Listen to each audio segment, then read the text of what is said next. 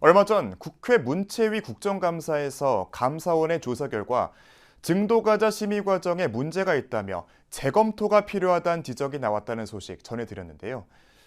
문화재로 지정될 가능성이 다시 열린 만큼 증도과자의 불교 문화재적 가치와 함께 진위 논란의 쟁점을 이현석 기자가 짚어드립니다. 13세기 초 고려시대 송나라 남명선사 법천이 펴낸 불경 남명천환상송 증도가 한국불교의 대표 선승인 성철 스님이 이 책을 접한 이후 출가를 결심했다는 일화도 있을 만큼 증도가는 불교 수행의 교본으로 통합니다.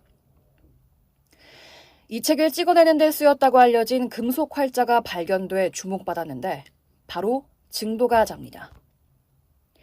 세계에서 가장 오래된 기록유산인 직지심체 요절보다 138년 앞서 만들어진 활자인 셈입니다. 아주 굉장히 한 1000페이지 되는 두꺼운 책으로 해서 청주 고인세 박물관에서 증도가자와 동국 이상국집을 비교했는 그 책으로 만들어져 있어요.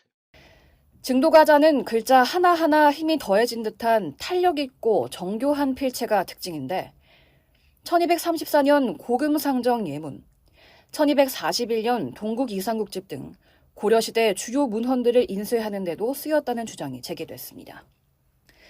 하지만 아직까지 문화유산으로서 공인받지 못한 상황.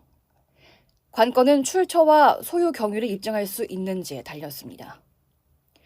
앞서 증도가자를 3D 프린터로 복제해 조판 분석을 진행한 결과 목판본과 증도가자의 서체 일치율이 약 74%인 것으로 나타났습니다. 학계에서는 당시 결과를 두고 목판본이 일부 파손된 상황에서도 70% 넘게 일치한 건 상당히 유의미한 수치라고 주장하고 있습니다. 더구나 증도가자의 국가유산 심의 과정에서 통계 분석의 일부 내용을 고의로 누락했다는 감사원 발표 내용이 최근 국정감사에서 드러났습니다.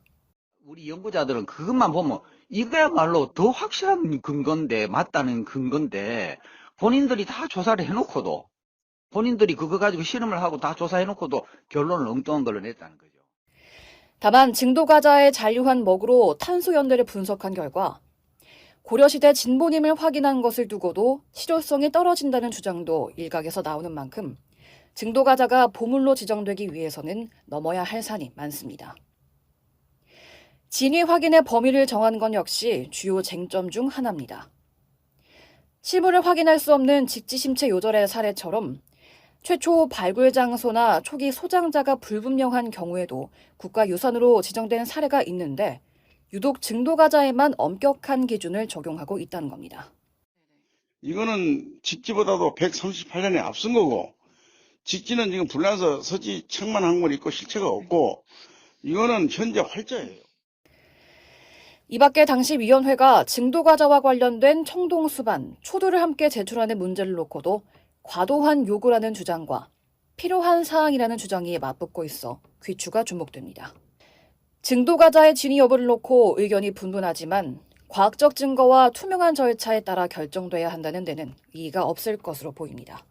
BBS 뉴스 이현서입니다.